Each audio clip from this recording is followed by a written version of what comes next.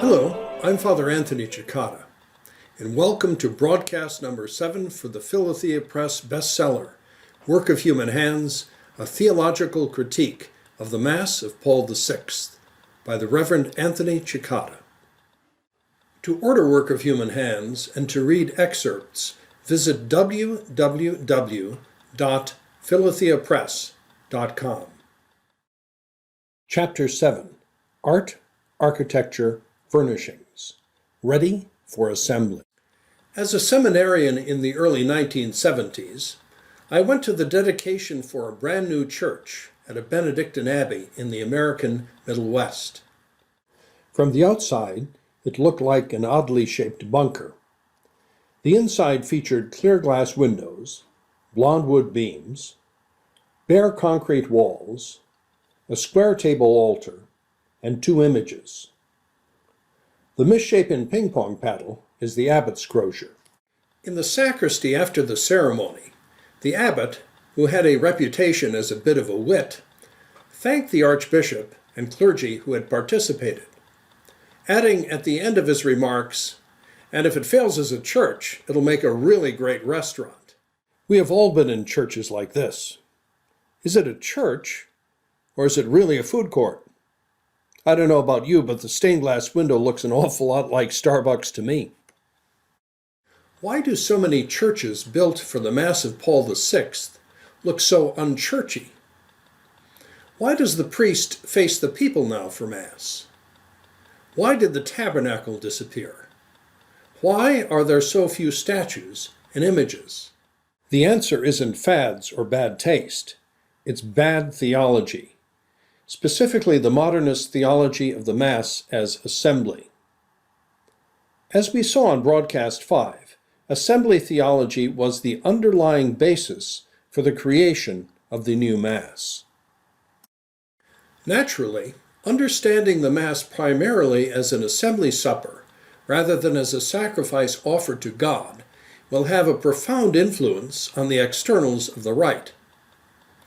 Chapter 7 of Work of Human Hands examines how assembly theology affected the new legislation governing the externals of the Mass of Paul VI: church architecture, the altar, the tabernacle, and the rest. The 1969 General Instruction and the post-Vatican II Rite for the dedication of a church laid down the guiding principle. They prescribed that the plan of a church should convey the image of the gathered assembly. One of Bonini's collaborators, Father Alessandro Pistoia, wrote an extensive commentary on this shift of emphasis. The exaltation of the majesty of God, the glorification of the saints, and private devotion, he said, are no longer important considerations in the design of churches. The objective of the new liturgical environment, rather, is to promote a celebration in which the assembly actively participates. The basis for this, he said, is the whole rediscovered biblical liturgical theology of assembly.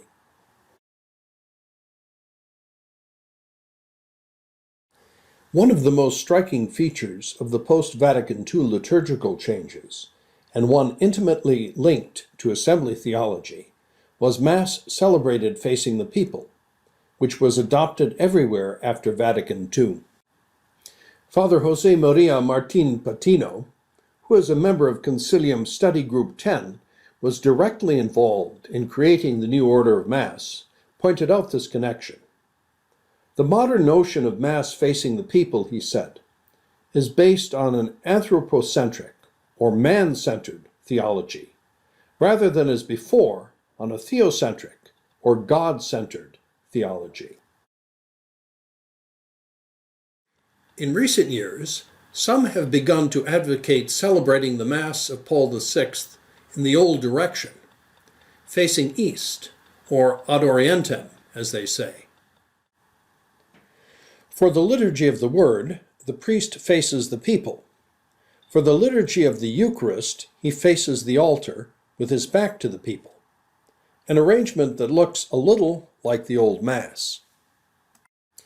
The most prominent apologist for this, if not the man who inspired the movement in the first place, was Joseph Cardinal Ratzinger, first in a 1981 article, and then in a book published in 2000.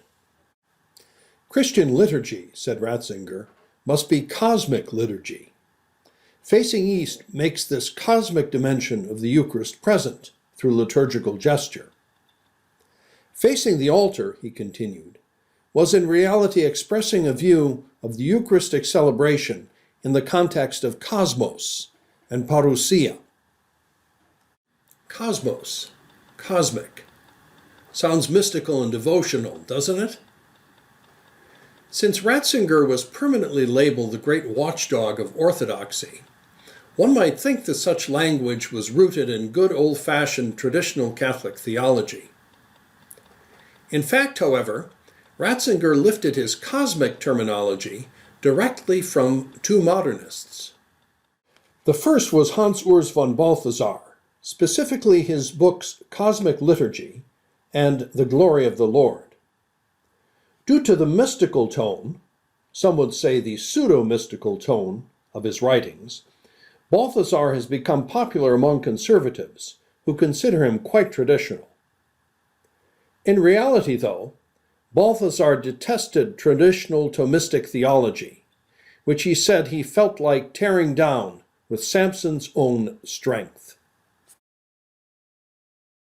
Ratzinger's second source for cosmic was the works of Pierre Teilhard de Chardin, a Jesuit evolutionist silenced by the Holy Office in 1925, and thereafter forbidden to write.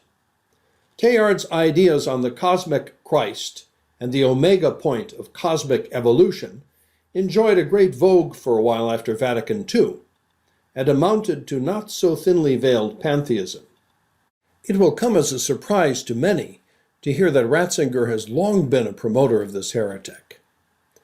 Indeed, as Benedict XVI, he has even worked Teilhard and Teilhardian terminology into his public discourses, as during this Vesper homily in Aosta, where he spoke of Teilhard's great vision, where, quote, at the end of time, we will have a true cosmic liturgy, where the cosmos becomes a living host. The movement to offer the Mass of Paul VI facing east, or ad orientem as they say, will of course appeal to many Catholics of a traditional bent. Hey, it sure looks like the old rite. But rather than from Trent and Thomism, it springs from the toxic Teilhard, adrift in his own theological cosmos. Before Vatican II, the Blessed Sacrament was reserved in a tabernacle on the high altar of nearly every Catholic church in the world. All that has changed. These days you never know where you'll find the tabernacle. The possibilities are endless. How did this come about? Vatican II prescribed a revision for church laws dealing with sacred art and furnishings, including the placement of the tabernacle. So, a series of post-Vatican II laws first forbade the celebration of Mass on an altar with a tabernacle, then removed the tabernacle from a prominent place in the sanctuary, and finally consigned it to a separate chapel. The Benedictine Abbey restaurant church we mentioned put the tabernacle in this little sacrament cave. The new legislation explained that the prohibition against celebrating Mass on an altar where the Blessed Sacrament was reserved was based, quote, on grounds of sign value, unquote, because Christ is present in the assembly, in Scripture, in the homily, in the minister, and only then under the Eucharistic elements. Modernist assembly theology, in other words, dictates the exile of the tabernacle. the same assembly theology behind the definition of the Mass in Article 7 of the 1969 General Instruction. Another notable feature of the reform was the hostility towards religious statues and images. Old churches were stripped of them, and new churches were built without them. Vatican II's Constitution on the Sacred Liturgy stated first that the practice of placing sacred images in churches for veneration by the faithful is to be maintained. But it added a second statement, which effectively negated the first.